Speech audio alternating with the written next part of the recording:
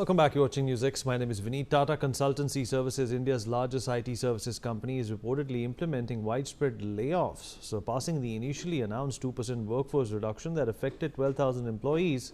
These cuts have been attributed to employees' lack of AI-relevant skills. Well, speculation and unrest grew when reports surfaced that the layoffs could involve up to 80,000 employees. That's a big number, far exceeding TCS's official figure of 12,000, which the company maintains is part of its standard performance-based review process. Adding fuel to the controversy, employee accounts allege that many workers have been coerced into resigning voluntarily. In Pune, a major TCS hub, the nascent information technology employees Senate claims at least 2,500 employees have been impacted, prompting the union to lodge a formal complaint with the Maharashtra Chief Minister Devendra Fadnavis. The complaint targets TCS's headquarters in Mumbai, demanding an investigation into alleged unfair labour practices. We'll talk about this and more with our guest. Joining us on the program at this point in time is Dr. Sharat Kohli, Senior Economist. Mr. Yogendra Kapoor, Senior Economist, also joins us. And last but not the least, Professor Aman Agarwal, Economist, is also with us on the program. Dr. Kohli, well, what would you attribute these layoffs to? AI is one thing, but if you are to, sack people because of lack of relevant AI skills, then this would have been a trend with a number of companies in the last few months. Do you also see a connection here, sir, of what's happening, with America and India at this point in time, if at all? I'm curious to know. Good evening, Vineet. Good evening to Yogendra and Aman, and of course to the NewsX viewers. I think there are two factors which contribute to these layoffs. One, of course, is artificial intelligence. I think somehow our Indian IT industry did not prepare itself properly. It should have done that, probably 10 years ago. It did not. It kept focusing on outsourcing, finishing small processes here and there. It did see a growth of 20-30% every year, and probably they thought this is going to go on. This is going to go on forever. But somehow, as everything comes to an end, there's always a technology which surpasses you, and you get left behind. And of course, the second factor is Donald Trump. So he's the second factor. I think his policies, the way he's been shaping his policies, formulating his policies. Whether it is H-1B visas or whether it is his anti-immigration policy, his dislike to people coming in the US and working and so on. So if I put it in very, very layman's word, his dislike for people coming across to US and working here, he feels that they are taking away the jobs of Americans. The fact of the matter is that the Americans do not have that skill, to work, to fill in the shoes of where the Indian brilliant minds are working.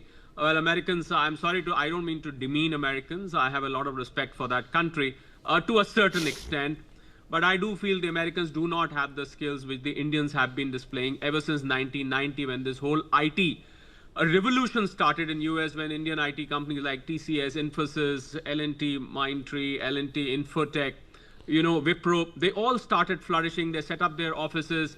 70% of the H-1B visas were taken by Indians, 20 to 30% growth every year, several millionaires being created by these companies, luxurious campuses being set up in India and abroad. If you go and see TCS or Infosys campuses, you'll feel like you're going to a large university, where there are gyms, there are swimming pools, there are luxury areas. You don't feel you are in a company. You feel you're probably in a very, very luxurious resort or probably a place to relax. Well, unfortunately, what they kept doing was they did not prepare themselves, as I said, Vineet, for what was to come to their way in the times to come. Machine learning, artificial intelligence was gradually cropping up while these companies were busy focusing on their outsourcing of small little processes here and there. Well, then came AI, and a lot of these processes got automated. AI is doing most of your outsourcing, this coding, testing, which the Indians were doing at that time. That is being done by AI now. So I think the AI softwares are gradually taking away the jobs. Having said that, Vineet, I would like to add here that AI itself has potential to create about 1 million jobs. And there's a shortfall in India as far as the manpower is concerned. You very well have a shortfall of about 1 million, which is 10 lakh jobs here. So I think those IT engineers or those software engineers, whatever you want to call them, they did not prepare. They were just busy making their dollars here and there. And I think at that time, their customers or clients in America, they found them to be cheaper. Something which was available for $100,000 was being provided in $10,000. Although it's not the same anymore, but it used to be at that time. So I think that has been the prime reason. And Donald Trump, combined with artificial intelligence, although the combination doesn't go well together when you speak the two things together because they're poles apart. I think some artificial intelligence we need to put in President Trump also to help him in taking some pragmatic and prudent decisions, which do not seem to be coming. If left to me, I would put some AI.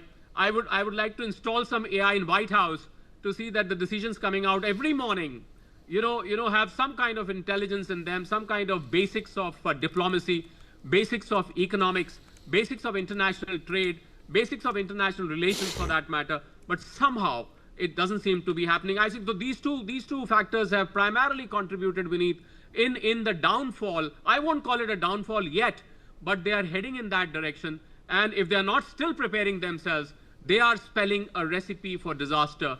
And they'll only have to blame somebody, which is themselves, Vineet.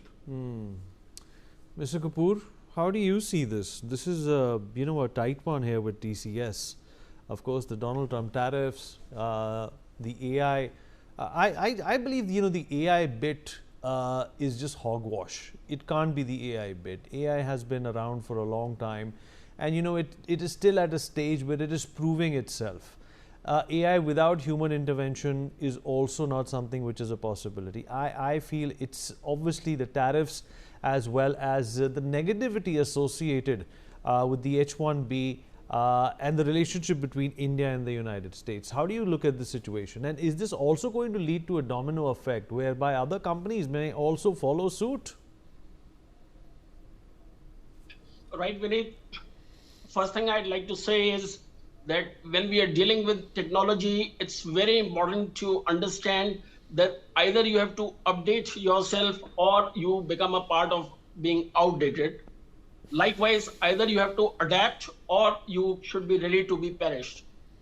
I also see the biggest challenge in our country is wherein I would primarily the government as well as the private sector both needs to be blamed for that, and which is that if we look at our R&D spend, you see we are spending 0.6% of our GDP in terms of our R&D spend. And in comparison, if you look at our nearest China, it is spending more than 3% of its GDP towards R&D. So I think it is a kind of challenge which was always seen as coming. And I mean, you cannot, in today's world, wait for things to happen overnight. The point is that for this, you need to have a clear plan. And it's very important that you need to understand that there was a time 40 years ago when computers was coming to India, it was always seen that they may take away the jobs. But point is, what has the real thing been proved? That it is become a necessity. Likewise, I also see that AI in the times to come is already becoming and nearing to a necessity, and to which we need to adapt fast. Otherwise, I would see that challenges being, cascading to other companies also, as you just rightly said. So I think the need of the hour is that we need to spend in our research and development and skilling part, because you see, ultimately, you cannot expect fresh graduates from top institutions coming, and that too with a kind of skill sets which you require in the industry. So you need to provide in-house training as well as, the very foundation based on which you are able to see the talent being growing in your company. Okay, Professor Agarwal, how do you see this development? Is this indicative in any which way, according to you, of the downside of the way Trump has been mistreating India? You see, first of all, you must understand that the world has been in a slowdown and economic recession. Even this year, although India has been growing progressively, but the world is in a recession phase. You see, in the United States itself, roughly about 300,000 federal workers, that means government employees, have been taken off, out of which 200,000 have been confirmed.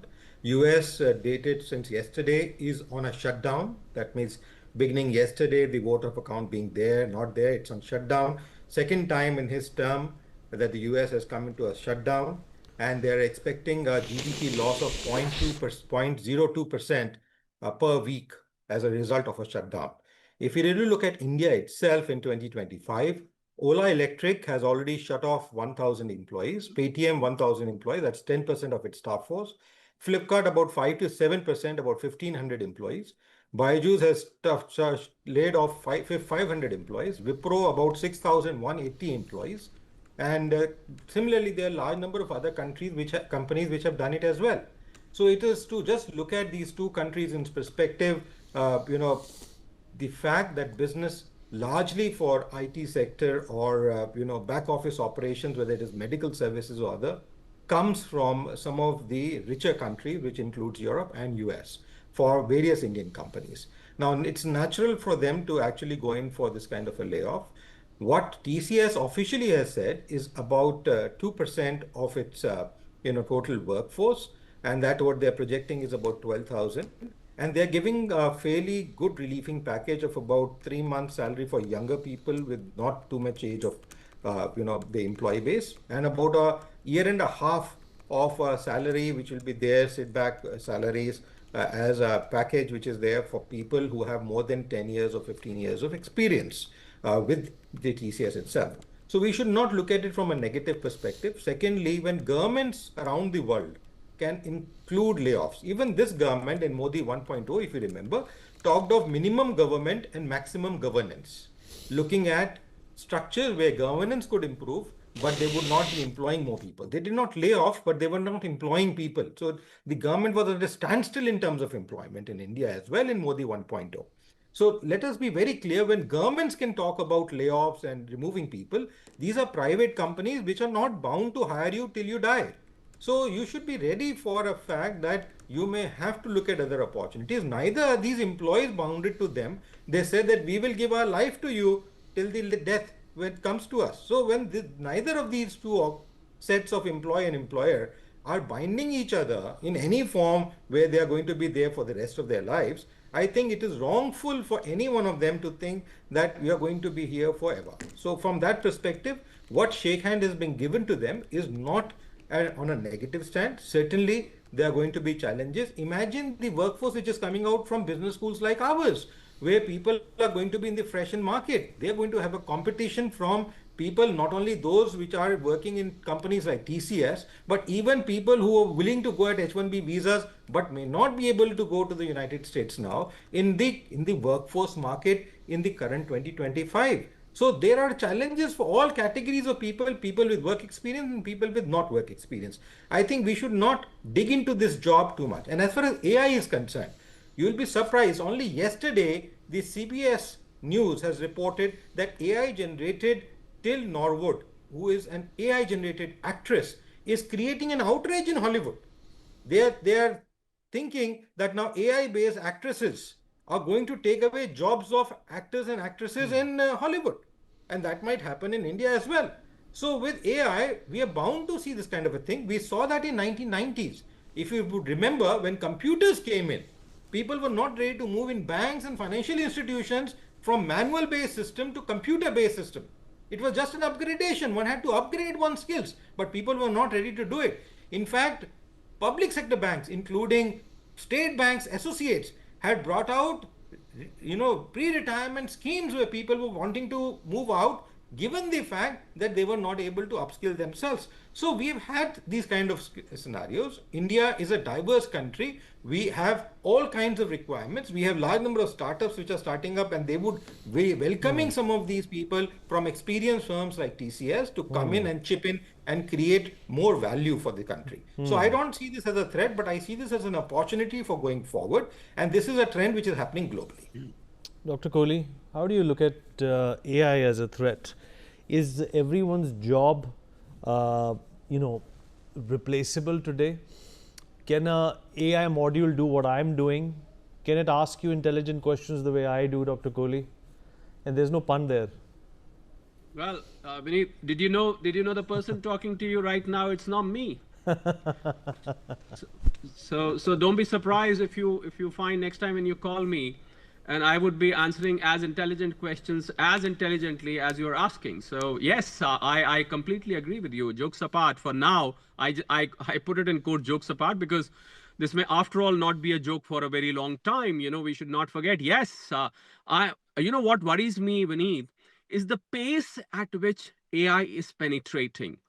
Well, AI has been in the talks for a very long time, as you rightly said. Probably it's been a decade now, ever since we first started talking of AI. But now I think the accelerator has been pressed, and I think the speed at which it is penetrating, I already see on some channels, Vineet, where you know, learned anchors like you reading the news, and they are training their AI models next to them. Even if they come and say hi and bye at the end, you know, I think the beginning has already been made. The first step has already been taken. Yes, it is. But what is worrying is that you need to do a show, Vineet, on the differences between, suppose, as far as television is concerned, as you are concerned, I've been knowing you for ages now. The kind of dexterity which you show, whether AI will be able to do all that. So we need to do a show on Vineet, which tells me that what Vineet is doing, his AI model will be able to perform the same way. Well, as of now, my answer is no. But unless we conclude on the show and somebody gives me a reasonable argument, yes, Vineet's AI will be able to probably do better. So I think that is where the question lies. And by the way, this anecdote is, or this hypothetically created story is meant to convey a message that probably AI will work if you're able to do better than the guy. And of course, yes, but this is a truth. What is happening in IT companies, Vineet, is a bitter truth. It is indeed eating away the jobs. As for Donald Trump is concerned, I came to know that from tomorrow he's levying 100% tariffs on anybody who says the name Donald Trump. So be prepared. Next time we call him Donald Trump, you might be subject to 100% tariffs some way or the other. Well, God save America, as they say, although it is make great America again. His famous red cap, which he wears every time he alights a plane or something, I see him in the red cap.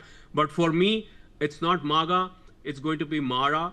Make America recessionary again. It's going to be Mia. Make America expensive again. It's just going to be anything but great again. I think Indian IT companies, they are dealing with these two devils as of now. With regard to IT stocks, so somebody was asking me, shall we invest in IT stocks in stock markets? Well, these two factors, I were aware of both the factors. I said, if you can reduce your holding, please do, because unless these IT companies, they start preparing themselves massive, because the problem was, Vineet, they got so used to those revenues, and the revenues were so free flowing. Imagine 20 to 30% growth every year. I mean, the number of millionaires I know in Bangalore, Pune, Gurugram, and or Noida, or some of the other places was unimaginable. The guy working for 5 years suddenly has 10 crore in his bank account. I mean, this is crazy. So I think as they say, all good things come to an end. So I think probably we're gradually heading for that era. But fingers crossed, if somebody is working hard on AI, you might as well fill up that gap of 1 million AI job shortage or skill shortage, which I just spoke about, Vineet. You're absolutely right, Dr. Kohli, spot on. And we have a paucity of time. I'm going to take concluding thoughts from Mr. Kapoor and Professor Agarwal as well.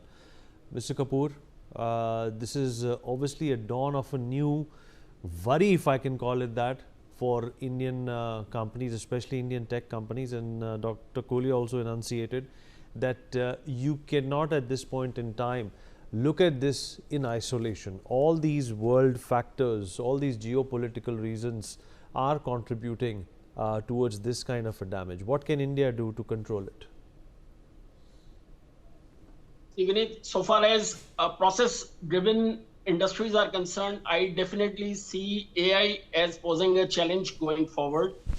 We have to also understand that India is a kind of economy where we have a mix of MSME sector, wherein basically you need to be taking unconventional decisions at times, at the same time real-time solutions to problems. And so what I'm trying to say is that there are situations where you need to be practical in taking decisions with respect to the problem that emerge, which AI tool cannot take place. So the point is, I mean, if we use this threat as an opportunity, as Professor Agarwal rightly said, then it's very important that we need to be skilling our industry.